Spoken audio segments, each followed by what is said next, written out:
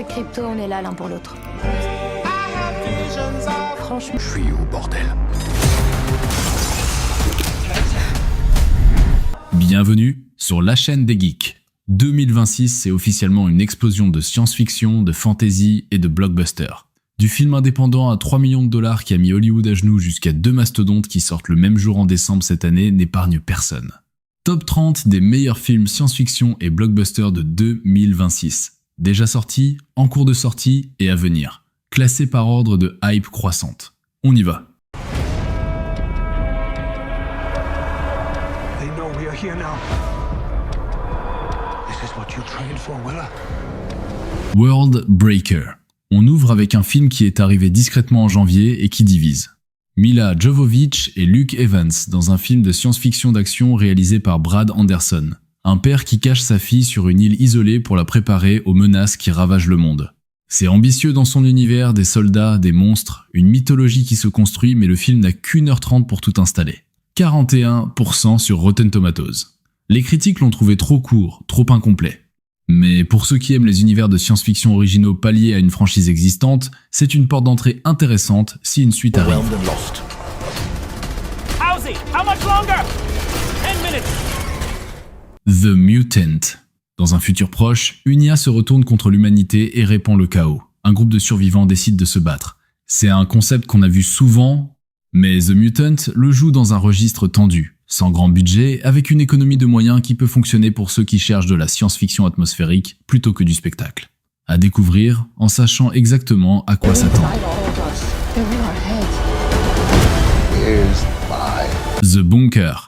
Des vaisseaux extraterrestres apparaissent dans le ciel. Une scientifique est enfermée dans un bunker souterrain et chargée de créer une arme biologique pour les arrêter. Mais plus elle avance dans sa mission, plus elle commence à douter. Est-ce qu'elle sauve vraiment l'humanité ou est-ce qu'elle fait partie de quelque chose de bien plus dangereux? C'est un thriller de huis clos science-fiction qui mise tout sur l'isolement et la paranoïa. Simple, efficace et bien plus troublant que son pitch ne le laisse croire. everyone that was there before you never really goes away. In the Blink of an Eye. 3 histoires, 3 époques, séparées par des millénaires. In the Blink of an Eye, c'est de la science-fiction philosophique, des vies qui s'écoulent à travers le temps, toutes à la recherche du même sens, toutes liées d'une façon que le film révèle progressivement. C'est le type de film qui te fait regarder l'horloge différemment après.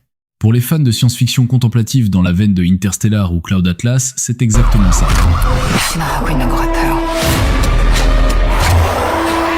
Colony. Le réalisateur de Train to Busan revient avec un film de zombies coréen et dès que Yeon Sang-ho annonce un zombie movie, les fans du genre se mettent en position. Colony suit une professeure de biotechnologie piégée dans un centre de conférence après qu'un virus à mutation rapide s'échappe. Les infectés évoluent, les survivants se fragmentent. Et la frontière entre humanité et monstruosité commence à se flouter. Présenté à Cannes 2026, distribué en Corée en mai. Si ça tient la comparaison avec Train to Busan, on tient le film de zombies de l'année. Tu rigoles là. Tu trouves que j'ai l'air de rigoler? On peut y retourner. Et sauver nos mères. Où on est? C'est pas où, mais quand. Au descendant, Wicked Wonderland. On change complètement de registre. Descendant.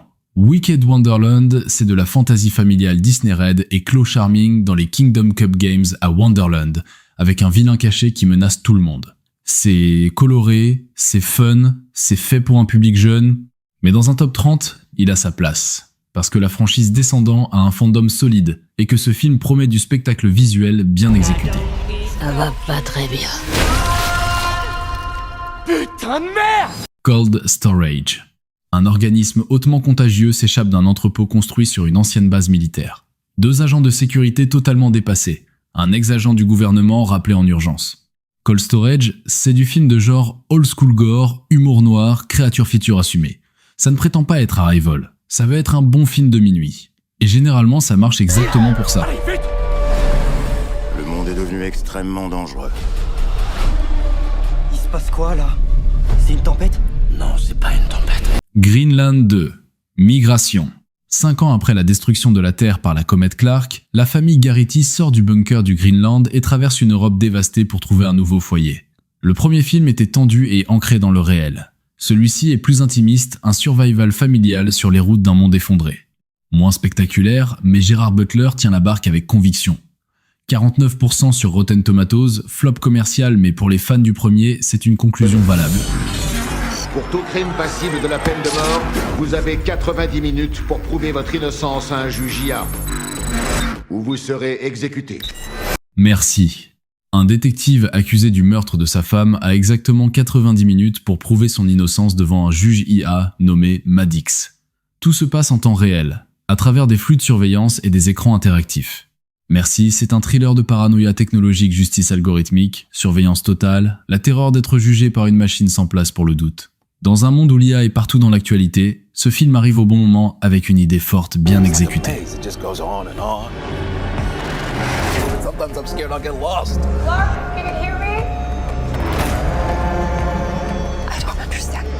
Backrooms. Internet a créé le mythe. A24 l'amène sur grand écran. Un homme tombe hors de la réalité dans les backrooms, un labyrinthe infini de couloirs fluorescents, de moquettes jaunies et de silence oppressant. Et quelque chose dans ce labyrinthe le chasse. Horreur liminale pure, adaptée du creepypasta viral. Si l'atmosphère tient à l'écran, ce qu'elle tient sur Internet, c'est une des expériences de salle les plus singulières de l'année. Mickey 17, Bong Joon-ho après Parasite, Robert Pattinson dans un double rôle, travailleur jetable cloné à chaque mort pour coloniser une planète de glace. Quand Mickey 17 et Mickey 18... Je vous en prie. À l'aide. À l'aide.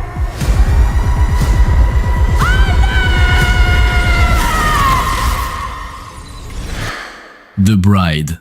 Chicago, années 30. Le monstre de Frankenstein convainc un scientifique de lui créer une compagne. Ida revient à la vie. Elle est intelligente, en colère et refuse d'être possédée. Christian Bale. Jessie Buckley. Une réinterprétation féministe de The Bride of Frankenstein avec une audace visuelle réelle. Film de genre avec une vraie vision. Flop commercial 23 millions pour 90 millions de budget. Mais le genre de film dont on parle encore dans 10 ans... Ce sera un gros mensonge. Je viens du futur! Les choses vont pas bien se passer pour vous dans le futur! Good luck, have fun, don't die. Gore Verbinski. Sam Rockwell. Un homme du futur qui a déjà échoué 116 fois à sauver le monde contre une IA et qui repart avec les pires recrues possibles. C'est du chaos créatif assumé, une satire de notre obsession technologique et une des performances les plus frénétiques de Rockwell depuis des années. Raté commercialement, adoré par les critiques. Sur Prime Video maintenant et franchement indispensable pour ceux qui veulent de la science-fiction originale et décalée. Un tournoi à mort. C'est une guerre pour l'avenir de ton monde. Après Citizen Cage quand j'étais gamin. Merci. Mortal Kombat, les champions de la Terre reviennent. Johnny Cage entre dans l'arène. L'Outworld attaque, et cette fois, le tournoi commence vraiment. Le premier film avait divisé trop sage pour certains, trop violent pour d'autres. Le deuxième monte clairement le niveau. Finish him.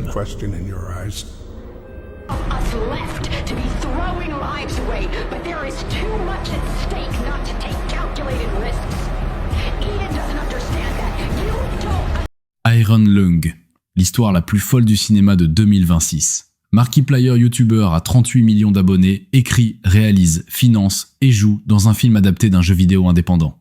Budget, 3 millions de dollars. Les studios ont refusé de le distribuer. Sa communauté a rempli les salles. Résultat, 64 millions de dollars dans le monde. Simon est un condamné envoyé piloter un sous-marin scellé à travers un océan de sang sur une lune désertique. Claustrophobie totale. Tension psychologique sans fin. 88% d'audience sur Rotten Tomatoes. Hollywood a pris une leçon ce soir-là. Oh now. A white dragon. The spirit you fight is still strong within you. Legend of the White Dragon. Des héros jadis célébrés se retrouvent accusés des destructions qu'ils ont causées et chassés par la ville qu'ils protégeaient. Traqués, oubliés, ils doivent décider. Disparaître définitivement ou se battre pour récupérer leur honneur. C'est de la science-fiction. Fantasy d'action avec une vraie réflexion sur la nature du héros et le prix de la célébrité. Un film qui surprend ceux qui s'y aventurent sans attente. Chez moi ici. Et je vais me battre. Je ne peux pas le faire sans vous. On va bien s'amuser. Masters of the Universe. He-Man revient et cette fois avec Nicolas Galitzine en Prince Adam, Jared Leto en Skeletor et Idris Elba en Man at Arms. Travis Knight réalise. L'ambition est là, fantaisie épique, spectacle visuel, un univers que le cinéma n'avait jamais vraiment fait justice. Si ça tient ses promesses, c'est la surprise blockbuster de l'été. The Dresden Sun. Un braquage ciblant un objet mystérieux appelé la sphère vire au chaos quand de puissantes corporations décident de s'en mêler.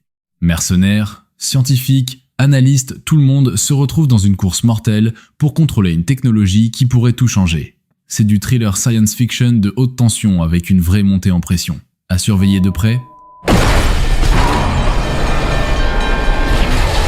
Disclosure Day. Steven Spielberg. Science-fiction. Une question simple. Et si on prouvait officiellement que les extraterrestres existent? Pas l'invasion, la réaction. Les gouvernements qui s'effondrent, les familles qui se fracturent, le monde qui bascule du jour au lendemain. Spielberg dans son registre le plus ambitieux depuis des années avec une promesse de twist que même lui a teasé à CinemaCon.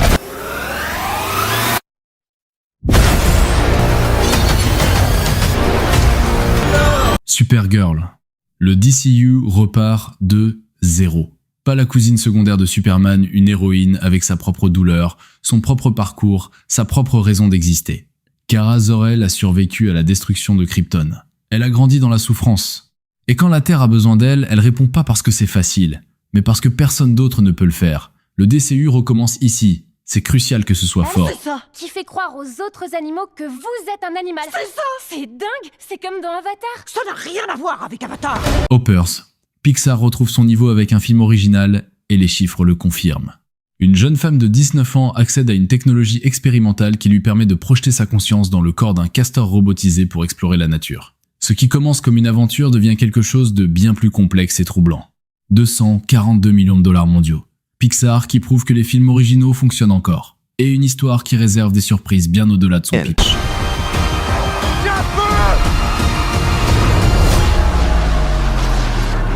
The Dog Stars. Ridley Scott, Jacob Elordi, Josh Brolin, Margaret Qualley. Août 2026.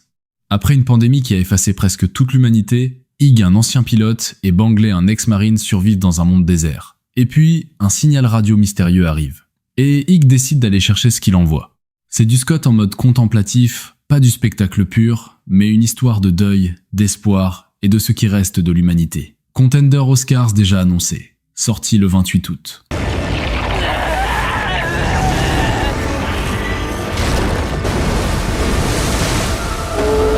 Godzilla Minus Zero, Takashi Yamazaki revient. Le premier film avait gagné l'Oscar des effets visuels, était devenu le film japonais le plus rentable de l'histoire aux États-Unis et maintenant il fait la suite. Filmé en IMAX pour la première fois dans l'histoire du cinéma japonais. La famille Shikishima, 2 ans après les événements du premier film, un Japon toujours meurtri, et Godzilla qui avance vers la Statue de la Liberté dans le teaser. Le voyage de Minus à Zéro ne sera pas facile. 3 novembre 2026 au Japon. 6 novembre aux États-Unis. Star Wars, The Mandalorian and Grogu. Din Djarin et Grogu passent du petit écran au grand. Jon Favreau réalise, Pedro Pascal revient et Sigourney Weaver rejoint la galaxie. Sur grand écran, avec un budget cinéma, après des saisons de télévision qui ont établi l'un des liens les plus attachants de tout l'univers Star Wars, c'est la promesse d'une aventure à la hauteur de ce que la saga a construit. I'm Spider-Man. Spider-Man, Brand New Day. 4 ans après No Way Home, Peter Parker est adulte, seul, effacé de la mémoire de tout le monde, y compris de MJ. Tom Holland, Destine, Daniel Cretton. Une évolution physique qui menace son existence. Un nouvel ennemi. Et le pitch émotionnel le plus fort de toute la saga Spider-Man, un homme qui a tout sacrifié et qui doit continuer quand même. 31 juillet 2026. C'est la suite MCU la plus attendue de la phase 6.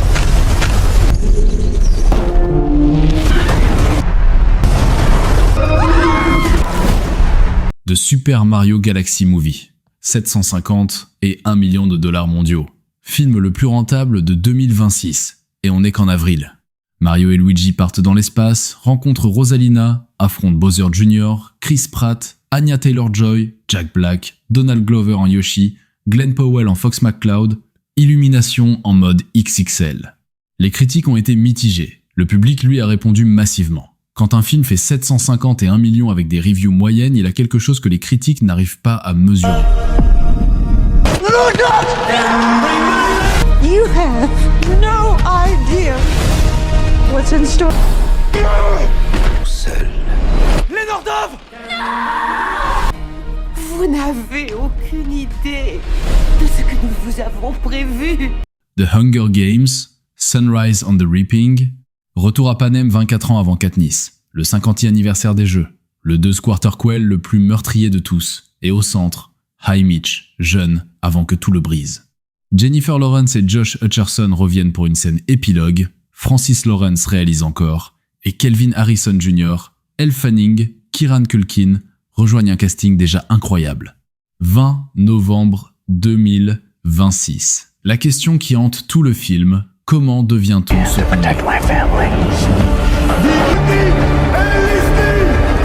Et Dune, partie 3. Denis Villeneuve conclut sa trilogie. Paul Atreides est empereur. Et c'est là que tout s'effondre.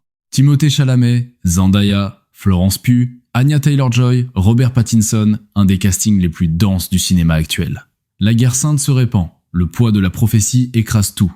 18 décembre 2026, même jour qu'Avengers Doomsday. Personne n'a cligné des yeux. C'est peu, être le plus beau choc de titans de l'histoire du cinéma. Et vous êtes docteur en biologie moléculaire. Je suis pas astronaute. J'ai jamais fait de... Je sais même pas faire le moonwalk et j'ai même pas fait non plus le truc dans la piscine. Ça c'est rien, c'est un truc qu'on fait pour les réseaux sociaux. Project El Mari, le phénomène de 2026. 80 millions d'ouvertures. 95% sur Rotten Tomatoes. Plus de 570 millions dans le monde et ça continue.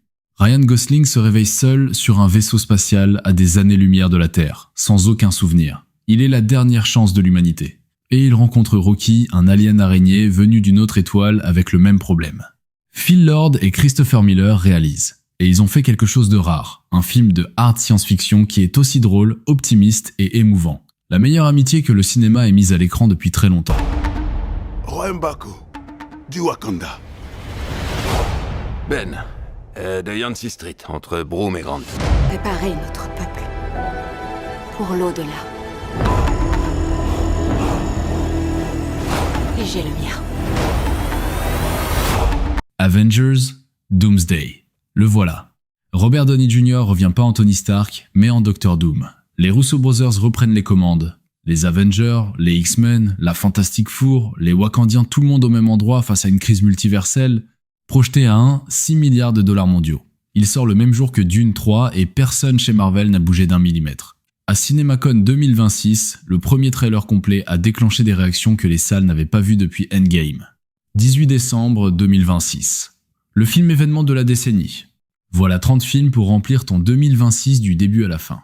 Dis-moi dans les commentaires lequel t'attend le plus et si j'ai oublié un film qui méritait d'être là. Like si t'as aimé la vidéo, abonne-toi pour pas rater la suite. À bientôt sur la chaîne des geeks.